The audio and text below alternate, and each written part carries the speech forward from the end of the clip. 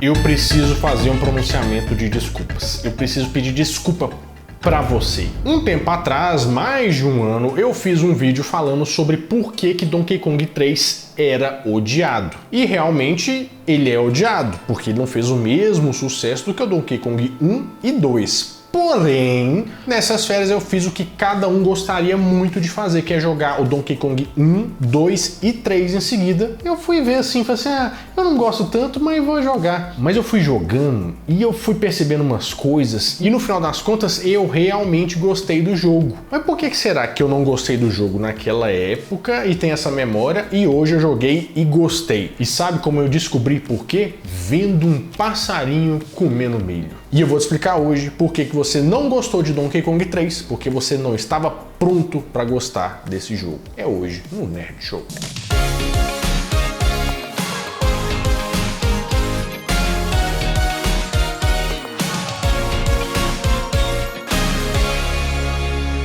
Fala, meus queridos amigos, como estão vocês? Vocês estão bom, né? Eu sei que a parte do passarinho te deixou meio assim, o que tem a ver o passarinho com o negócio? Mas a gente vai chegar lá. Primeiro a gente tem que entender o que foi Donkey Kong 3. A gente tem que entender esse fenômeno. Ele foi um jogo lançado em 1996, que foi o terceiro jogo da trilogia clássica, a segunda clássica, né, de Donkey Kong Country, que fez muito sucesso o primeiro.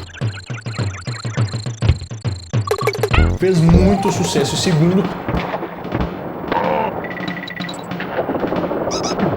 E, na verdade, ele já estava programado realmente para dar certo. Sabe por quê? Porque por trás dessa criação tem pessoas que são bem inteligentes e que hackearam a Nintendo, literalmente, até eles quererem dar até uma chance para eles. Eu tô falando dos irmãos Chris e Tim Stamper. Quem que são essas pessoas? São duas pessoas que trabalhavam com jogos desde muito cedo e que com certeza iam revolucionar o mercado. Eu não sei se você já sabe, mas Donkey Kong, ele veio numa época que foi a revolução. Até o momento a gente só tinha o Super Nintendo, né, com aquele poderio que ele tinha, meio básico, jogos 2D, e quando apareceu a primeira vez Donkey Kong,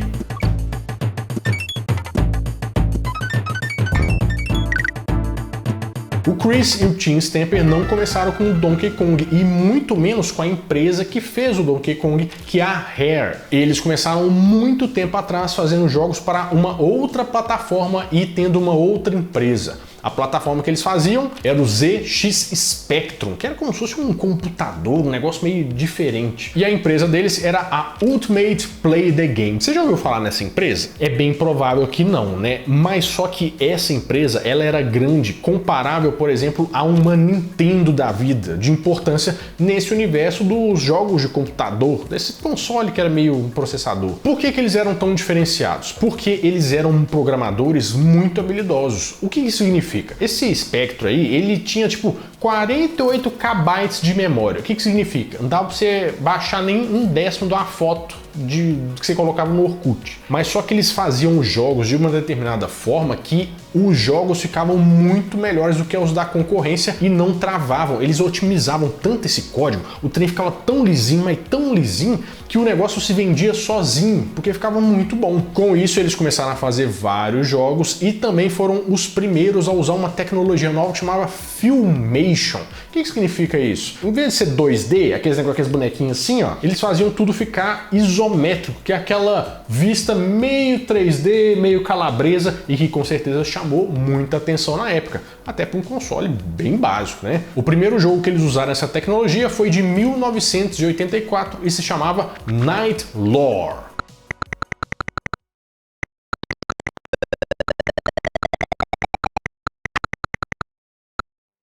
Mas o que acontece? Eles eram bons de serviço, né? Aí eles começaram a vender jogo pra caramba. Eles ficaram multimilionários com essa empresa aí, a Ultimate Play the Game. Ué, beleza, ele já é Ultimate milionário, né? Pra que vai mexer com Donkey Kong? Você mexer? Eu não. Eu não ia fazer mais nada da vida. Mas eles pensaram que a empresa tinha que ter um rumo. Por quê? Nesse período, essa ZX Spectrum, Commodore, esses processadores de computador estavam começando a cair em desuso. Eles viam que o limite estava chegando. O que eles fizeram? Pegaram pegaram o capital dessa empresa e investiram num braço novo, que ia se chamar Rare, que é a empresa do Donkey Kong. Olha só, as coisas parecem que começam a se encaixar. Agora eu saquei! E o que eles começam a fazer? Eles eram habilidosos nos códigos, né? E falaram assim, bom, a gente pode pegar essa plataforma nova, tá vendo aí, o Nintendinho, e vamos ver como é que funciona esse negócio aqui. Aí eles arranjaram uma reunião com um cara da Nintendo e montaram um protótipo de um jogo de boxe. Boxe internacional. Muhammad Ali. Eu entendi a referência. Mas quando eles viram esse protótipo desse jogo de boxe, o pessoal da Nintendo falou assim, todo mundo do Japão, né? Falou assim, mas é possível? Como que você conseguiu fazer isso com o processador do Nintendinho? Nem a gente consegue fazer isso. Olha os jogos que nós estamos fazendo aqui. Você tá fazendo um negócio muito melhor. E a Nintendo, que não abre muito para outras produtoras fazerem os jogos, falou assim, vamos fazer o seguinte, a gente ficou impressionado, tá? E nós vamos te dar orçamento ilimitado para você desenvolver o que você quiser. O primeiro jogo que eles fizeram foi Slalom, de 1987.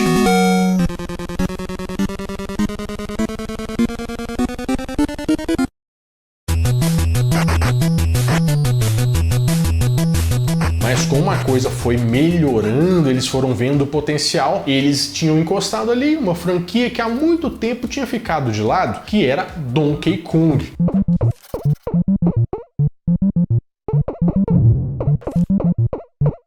Quando o Donkey Kong ficou pronto e veio para o mercado, o pessoal simplesmente pirou. Por quê? A gente até então não tinha visto aqueles gráficos, aquela beleza, aquela jogabilidade, os itens, porque os gráficos tinham uma tecnologia que chamava ACM. Basicamente, o que eles fizeram? Eles pegavam modelos 3D, faziam tudo bonitinho, faziam as animações, tiravam umas fotos e colocavam no jogo, porque eles fingiam que o negócio era 3D, mas na verdade ele era 2 dimensões. Deu para entender? Mas só que você não tá entendendo. Eu te falei que eles eram multimilionários, né? E que eles tinham recebido um orçamento da Nintendo. Você acredita que enquanto os estúdios normais estavam comprando computadores comuns e tal para fazer o jogo e tal, eles estavam comprando computadores equiparáveis aos computadores de fazer efeitos especiais para o cinema? Sabe o Jurassic Park, o Exterminador do Futuro? Aquele tipo de efeito especial era no computador que estava fazendo o Donkey Kong 3, que era o Silicon Graphics, o SGI. A gente ouvindo essa história, a gente vai entendendo que esses caras meio que eles foram precursores no segmento deles, né? Eles estavam sempre um passo à frente da evolução do videogame, o que explicou bastante o nosso amor pelo Donkey Kong 1, o Donkey Kong 2 e o Donkey Kong 3. Pois é.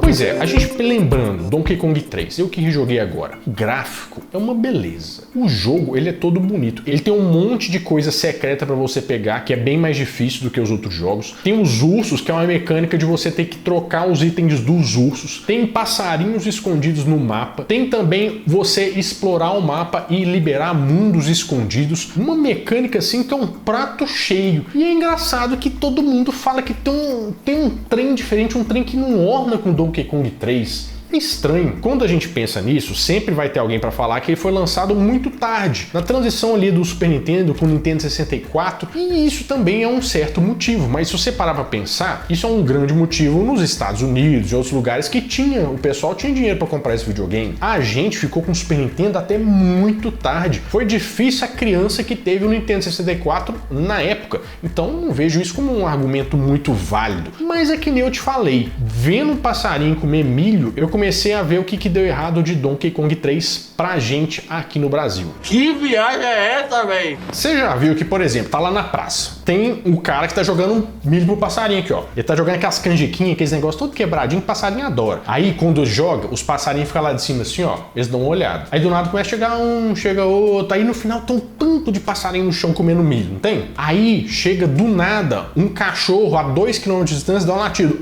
Os passarinhos, eles saem voando assim, e você chega depois assim, ó, eles nem sabem porque eles fugiram, mas eles estão lá em cima assim, ó, dos fios, tudo olhando assim, cadê aquele negócio? Aí começa a voltar um, começa a voltar outro, Isso é uma cena muito comum, né? Só que isso demonstra um comportamento muito básico dos seres vivos no geral. Isso que o passarinho tem, esse alerta, se chama viés de sobrevivência. Por que existe isso? Porque dentro do cérebro deles tem uma região que se chama amígdala, né? Aquelas que você tira na infância ressonância não, é uma amígdala lá do cérebro. E essa área no cérebro deles é responsável por processar as emoções, inclusive o medo. É ela que dá todos esses alertas. E por que eu tô te falando isso? Porque isso é uma coisa que se replica, inclusive, na gente. Sabe quando você tem medo de alguma coisa e você fica querendo fugir dessa coisa? Não precisa ser fugir correndo e tal, mas é porque a gente vai desenvolvendo esses mecanismos ao longo da nossa história biológica. Os nossos antepassados, os primeiros Homo sapiens sapiens, também eram assim. Pensa só, sei lá, um Homo sapiens sapiens, mas você tá num mundo que não tem aplicativo para isso, aplicativo para aquilo, não tem casa, não tem segurança, não tem rua, não tem saneamento básico, você tá lá pelado pela relva. Aí tem chuva,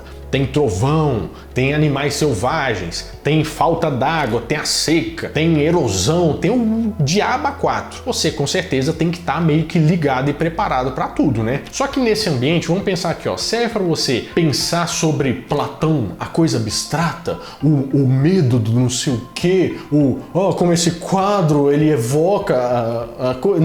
Não precisa disso. Você só precisa de sobrevivência, o instinto de sobrevivência, a coisa básica, o caminho mais rápido, a coisa mais eficiente, o jeito que economiza mais energia, certo? Sabe por quê? No nosso corpo, o cérebro, ele ocupa mais ou menos 2% do nosso peso corporal. Só que ele gasta 20% do nosso metabolismo só existindo. Ou seja, ele consome muito mais do que ele representa pra gente. Deu para entender? Então, biologicamente, nós somos programados para sempre ir do jeito mais fácil. Sabe aquela lei do menor esforço? A gente segue bastante isso aí. Mas você tá percebendo que o cérebro, ele gosta de facilidade. Então eu vou mastigar uma coisinha bem fácil aqui para você, que não é difícil. Janeiro, a gente começa o ano com várias metas, né? Então, beleza, a gente começa. Só que fevereiro, gente, a gente tem que manter, né? Então, para acompanhar o seu ritmo, eu quero te lembrar da Insider, que sempre tem uma roupa perfeita para aquele momento especial. Mas não só um momento especial, o momento que te acompanha o dia inteiro. Seja para ir para academia, seja para sair casualmente, seja para um lugar mais chique. Tem roupa para todo mundo. E olha só, o meu cupom, o cupom NerdShow, vai te dar 20% de desconto se você é um cliente novo e 10% de desconto se você é um cliente recorrente. E também queria te falar que se você pagar no Pix, tem um descontinho adicional, você confere lá no site, tá? Tudo isso? Então se você quer uma tech t-shirt, se você quiser um short ou uma legging, vai que você tá precisando das leggings, meu Barelando adora, faz o seguinte, entra no site da Insider, escolhe os produtos e coloca aqui o cupom NerdShow para ganhar todos esses descontos e incentivos. Combinado? Bom, vou deixar o link na descrição, não deixa de dar uma olhadinha, eu tenho certeza que você vai gostar. E é aí que a gente chega num conceito que chama fluência cognitiva. Bom, se a gente evoluiu ao longo do tempo aí para fazer a coisa ser mais rápida e tal, vamos pensar isso nos dias de hoje, tá? Vamos supor que você chega num restaurante, aí tem um cardápio lá, tem o prato, tem as coisas, só que ele tem mais ou menos umas 5 opções só no cardápio. É fácil de escolher, né? Porque tem só 5 opções no cardápio. Agora entra naquele restaurante que tem 400 opções no cardápio. Aí você pensa, ai, nossa, mas é coisa pra caramba pra ler, eu prefiro ir pra outro lugar ou nem pedir nada. E todo mundo se sente assim, mas não é uma vergonha que a gente tem que ter, não. É porque a gente é programado pra isso, que é a nossa fluência cognitiva. O nosso cérebro, como ele ocupa pouco peso, mas muito gasto metabólico, a gente é programado pra fazer sempre a escolha mais fácil. Sabe quando você quer tomar uma decisão difícil na vida, ou você tem que fazer um negócio que você acha que não vai conseguir, o que você começa a fazer? Eu vou fazer isso depois, você começa a procrastinar e deixa esse negócio pra lá e no final das contas você acaba talvez nem fazendo, né? Ou, por exemplo, a fluência cognitiva funciona também como, você já viu como é que notícia falsa ou notícia simples, notícia de Twitter viraliza muito, passa muito fácil? Claro, aquilo ali não precisa de nada, são 2 linhas que você tem que ler para tirar todas as conclusões. O cérebro é craque nisso, de pegar uma informação e criar todo um cenário para você não ter que raciocinar sobre isso. Isso gastaria muita energia. E quando a coisa que você está vendo tem uma alta fluência cognitiva, você prefere deixar para lá, ou você prefere não gostar, ou você prefere odiar. Você está entendendo onde que eu tô tô querendo chegar? Ainda não, mas nós vamos voltar pro prumo, tá? Calma aí. Eu tô falando isso porque isso relaciona diretamente com o videogame. Quando a gente joga o Donkey Kong 1, você vê que as coisas estão meio básicas, não tem tanta coisa escondida, não tem tanta coisa assim. Donkey Kong 2 começa alguma coisa e tal. O Donkey Kong 3 tem muitas e muitas coisas para fazer. E ele é conhecido como o Donkey Kong mais difícil. Ele realmente é difícil. Você tem que trocar moeda, você tem que achar lugar escondido, os bônus são muito difíceis e é muito engraçado como que eu hoje gostei bastante disso, mas eu não gostei de forma nenhuma disso quando eu era pequeno. O Donkey Kong 3 é programado para desagradar a nossa fluência cognitiva. No Brasil, inclusive, é até mais difícil, porque, olha só, você tem que trocar itens de um urso com o outro, né? Você tem que descobrir, o espelho você dá para esse urso, não sei o que, você dá para esse aqui. Só que a gente não falava inglês naquela época, a gente tinha que descobrir o que cada um dava de pista sem a gente saber o que era. Isso é difícil demais, vamos trocar pro Mario que a gente só pula, tá. Não precisa disso tudo. Eu tô mentindo? Claro que não. O Mario é o jogo conforto, aquele que você vai lá, pula, você já sabe o que você tem que fazer. Agora, você já percebeu que o gênero de RPG, de jogo, assim, normalmente é um pouco mais difícil da barreira de entrada? Claro, você tem que pensar, descobrir um tanto de coisa, gastar um tempo ali para fazer um monte de coisa, aprender um monte de coisa. Aprender custa muito raciocínio e o nosso cérebro está programado para não quero gastar, quero economizar. E aí o negócio vai. É engraçado porque tem até um termo de um autor que criou, quem pensa demais não sobrevive. E isso vem desde a nossa época lá das cavernas, né? Porque se você parar para pensar nas coisas, você acaba perdendo um tempo que podia custar a sua vida antigamente. Então a gente é programado para realmente ir do ponto A ao ponto B sem o menor esforço, criando cenários e só completando as coisas. É verdade. É engraçado a gente pensar nisso e pode parecer que eu tô falando isso de videogame, que é uma coisa de outro mundo, mas isso aconteceu muito durante a história da humanidade, não só com videogame, mas com coisas básicas, que nem o caso do Ignaz Semmelweis. O que esse cara fez? O Ignaz era médico no século XIX, e você sabe que no século XIX as coisas não eram tão desenvolvidas ainda. Só que o que acontecia? Ele percebeu que as mulheres, quando iam dar à luz, elas iam para o trabalho de parto, muitas mulheres morriam, mas ele não sabia direito o porquê. E aí começou a observar. Ele percebeu que os médicos, naquela época, não tinha tanta higiene assim, eles mexiam com os cadáveres, né, as autópsias, e do nada falou assim, pronto, agora eu vou fazer um parto ali. E eles nunca lavavam as mãos. Lavar a mão não é uma coisa comum do dia a dia desde sempre, não. Ela meio que foi pensada e criada. Só que o Ignaz começou a falar assim, gente, a gente tá matando o pessoal aí, vocês têm que começar a lavar a mão, porque tem as bactérias, a gente pode fazer isso. Você acredita que o pessoal, a comunidade acadêmica médica, ela refutou a ideia dele por puro comodismo? Porque eles falaram assim, não, a gente sempre foi fazer assim, a gente vai continuar fazendo assim. E se negaram a lavar as mãos. E o pessoal morrendo. Só anos e anos depois que os estudos viram que as bactérias faziam isso, aquilo, não sei o quê, mas isso mais de 40 anos depois. E acabou que só depois eles começaram a aceitar a ideia de lavar as mãos. E o Ignaz morreu desacreditado e sem ver a invenção dele dando certo. Isso por causa da nossa economia de energia. Você tá falando sério?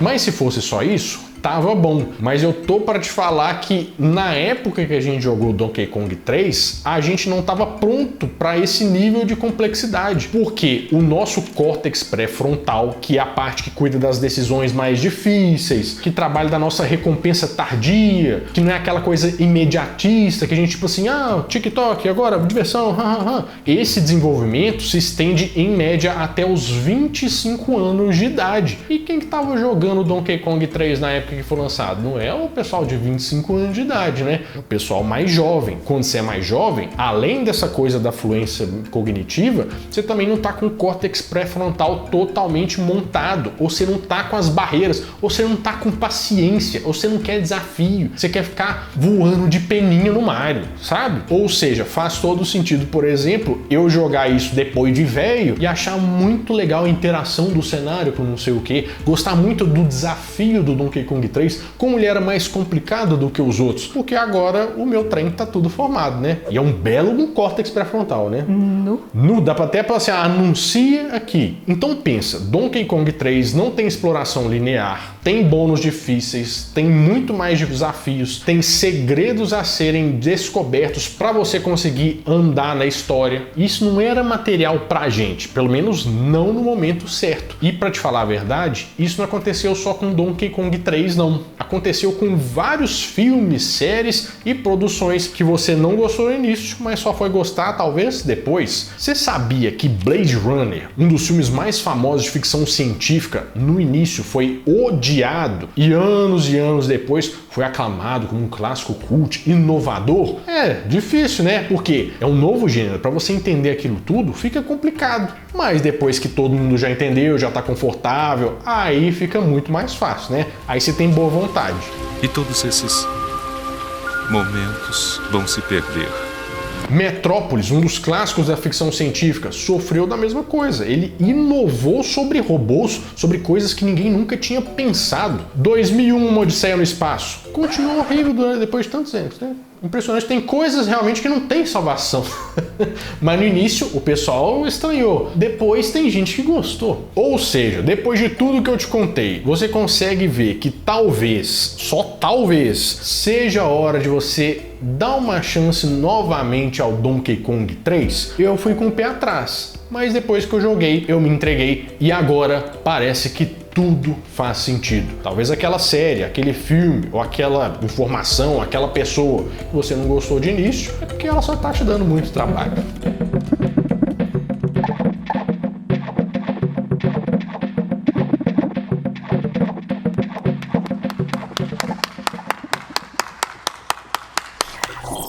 Bom, eu vou ficando por aqui, mas toda semana eu volto com mais um vídeo quentinho, fresquinho, crocante pra vocês. Então, adeus!